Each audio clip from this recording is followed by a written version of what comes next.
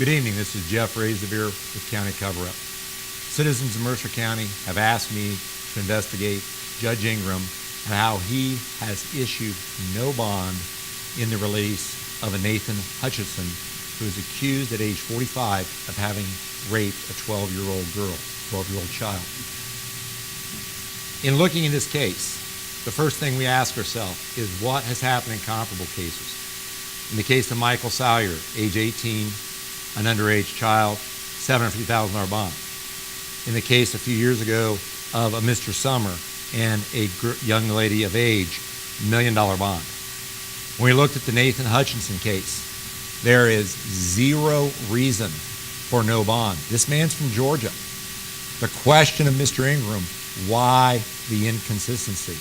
A judge's job is to be just and consistent.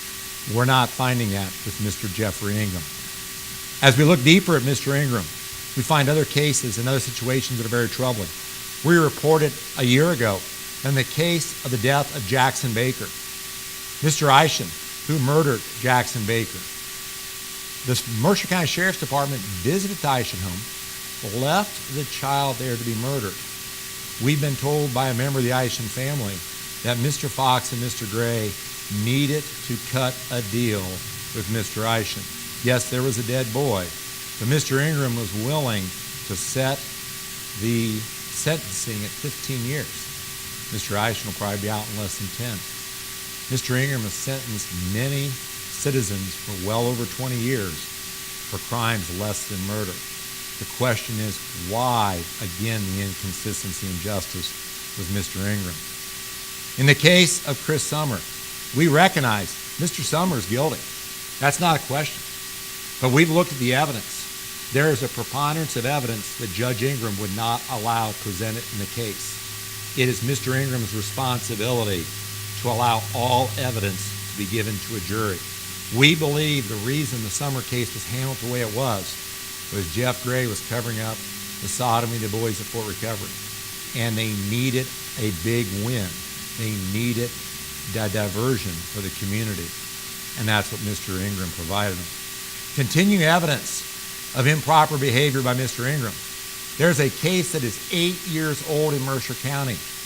We've looked into the case. It's 8 years old. It is a civil suit. The defendant bragged 5 years ago that they had taken care of the case so that it would not be tried. How can a defendant in a civil case be so certain that this case would never come to trial and it would age to 8 years? What sway do people have over Mr. Ingram? And last but not least, I offer a personal situation with Mr. Ingram. Mr. Ingram, knowing that I was investigating crimes and the officials in Mercer County, had come before him one of the parties we were investigating, who I had not spoken with, had not visited, had not had communication or threats with, brought me before his court, issued a PPO to stop an investigation of a crime, and Mr. Ingram went further. He wrote it in a way that I have two sons who play sports. That is almost impossible for me to see my sons play. He targeted the duration until my youngest son would be 18. Mr. Ingram, when you attack a family to cover up the corruption in the county, can you go any lower? As we look at Mr. Ingram's performance, it is the responsibility of a judge to provide justice for all. After all, when we say the Pledge of Allegiance, it's with liberty and justice for all as we stand in reverence for the American flag. Mr. Ingram is not doing this in this county. We don't know if it's corruption. We don't know if it's incompetence. We do know that we've proven that Jeff Gray once controlled the courts. He did it by campaigning for Miss Spielman. He's done it by placing officials, family members in the Salina Municipal Court to control the Salina Municipal Court. The question is, what long arm of corruption does the prosecutor's office and Jeff Gray have over the Common Pleas Court and Mr. Ingram? The one thing that's obvious, Mr. Ingram is not providing justice for all. Mr. Ingram, it's time for you to resign.